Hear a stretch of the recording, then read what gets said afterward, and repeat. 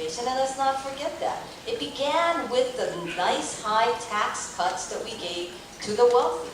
It also began with this commitment to a war that some of us just still today cannot understand why it's there. So if we're going to start looking at the economy, let's begin to look back and what did Clinton do, and let's begin to move forward from there. Thank you.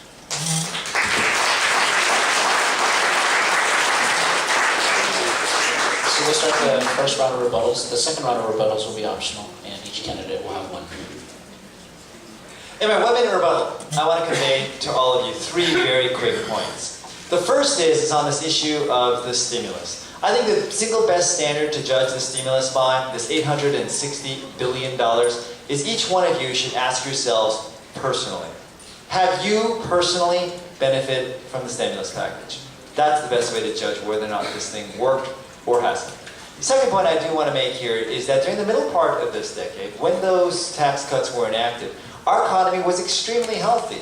For by and large, here in Hawaii, our economy was booming. You saw real property valuations going up. So it did work and has helped our economy into something that we should do. But the third point I want to make here is that what the Bush administration and what the Republican Congress did in the middle part of this past decade was wrong. Running out budget deficits of over $500 billion was wrong. The federal government spent too much money. But you don't make $500 billion budget deficits wrong and turn it into a right by running a $1.6 trillion budget deficit as we are now.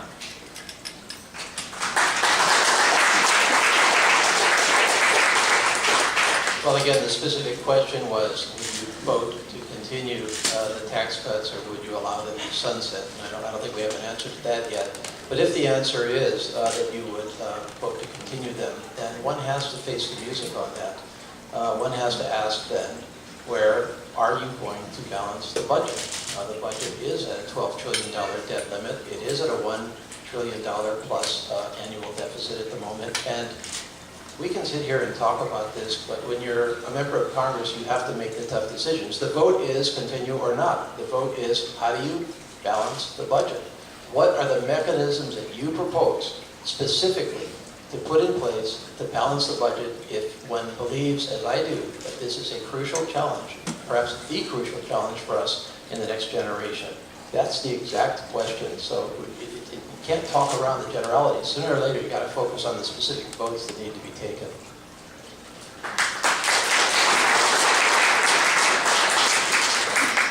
I think I was very clear, but in case anyone didn't hear me, I said, no, I would not vote to continue the Bush tax cuts. And I agree with one thing. That is that, yes, we have to get the budget under control. In 2007, I believe after Ed left, they did pass what they call a deficit neutral mechanism that is supposed to be independently determined in Congress by the Congressional Budget Office. And that's supposed to say, okay, if you're going to pass anything, it's got to be deficit neutral in the long run. That's just one of the various elements that you have. You have to look at what other things we can do. We must concentrate first on what I believe is the most critical thing, and that is that we have to stimulate the economy. We've got to get this economy going, not only here, but nationally as well. And those are the choices that I believe, yes, someone in Congress is going to have to make. And you're going to have to always remember one thing, and that is what's in the best interest of Hawaii? What's in the best interest of the Moilili community into the future?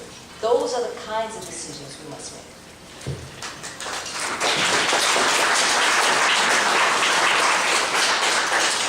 Any rebuttals?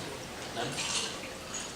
Our next set of questions brings the questions a little bit closer to home in regards to Native Hawaiians. Because the Akaka Bill provides a process for attaining federal recognition similar to federally recognized American Indian communities, it seems as though an understanding of federal Indian law is important to make an informed decision. Can you please describe your understanding of federal Indian law, and can you share how that understanding has shaped your view of the Akaka Bill? And Mr. Case, we'll start with you, followed by Senator Hanabusa, and then Mr. Djou. Well, that definitely sounds like one of those lawyer questions.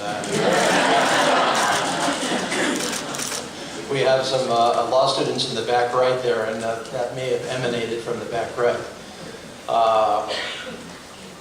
For 150 years, our country has provided federal recognition for the indigenous peoples of our country. Now, I'm sure that somebody's going to say that I don't have the refinements correct, so let me just lay it out in layman's terms. That we permit, within the context of our federal system, a place where Native Americans can exercise their own jurisdiction over their own affairs in a way that is consistent and is in conformance with overall federal law. In other words, we carve out an area of autonomy, authority, and independence is the wrong word because it is not the independence in the sense that we think about it, but it is certainly self-governance. And that has been recognized for 150 plus years in our country. Why? Because we have believed that it was necessary and advisable to maintain our indigenous cultures in order to provide for their sustainability and continuance, and because we felt that it was fair and just in the big picture. And we can debate that because I think we can all acknowledge, whether we agree with it or not, that the result of Indian law has been mixed. We have some indigenous cultures that have done very, very well, and some that have not. But the fact of Indian law is a reality. So from there, let's then ask ourselves the next question, which is there fundamentally a difference between Native Hawaiians and other Native Americans? Are Native Hawaiians indigenous people?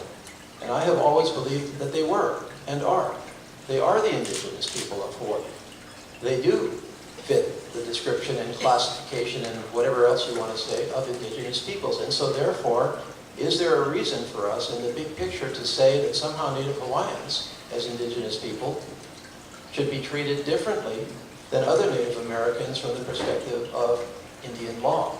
Should they not have the same basic rights of federal recognition as other Native Americans? And for me, I've answered that yes. And I've answered that yes not only because I believe it is consistent with other components of our federal law, but because I believe that this is the way for us to assure Native Hawaiians some sense of self-governance within our society, and because I have also believed that not only was that important for the maintenance and continuation and perpetuation of the Native Hawaiian culture, but I have also believed that it was good for all of us here in Hawaii.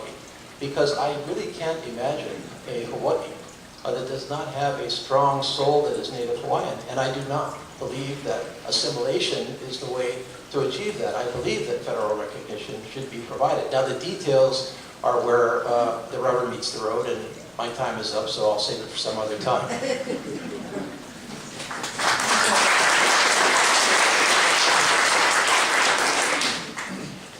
Since it does sound like a lawyer question, I guess we'll give a lawyer answer. First of all, as you know, the substitute amendment, which was proposed by Senator Kaka and negotiated with the White House, is really what's at issue, because that's the first time we saw the concept of basically having the same rights as tribal rights. Now, there's no question that Kaka bill is a process. It's a process to get to self-determination. But in that process, what the substitute amendment and the subsequent amendment that was passed out of the House, they're really looking at is, okay, what are those inherent rights that comes with someone who is an indigenous people? The concept of inherent authority was what was very troubling for the Attorney General of our state, because an inherent authority brought a ball of rights, which I believe Native Hawaiians as indigenous people are entitled to. That's a concept that is well developed in Indian law. The other concept that was developed as well, but for some reason taken out, was whether or not we would have this concept of Indian country. There's been many discussions as to whether or not we would have basically something like reservations, and whether or not Native Hawaiians would have the right to claim land, and whether the state would have a right to tax the land. These were the discussions that were going on between the state of Hawaii as well as the congressional delegation. Now let's understand what Indian country is. Indian country is really a trust relationship. That is how most Indian tribes hold their lands. It is held in trust for them by the Secretary of the Interior. That is not in the Akaka bill at this point in time, because that's something that's going to be absolutely negotiated. The next concept is the concept of sovereign immunity. In other words, what does an Indian tribe or an Indian nation have in terms of sovereign immunity? And how does that then affect the Native Hawaiians' rights in terms of sovereign immunity?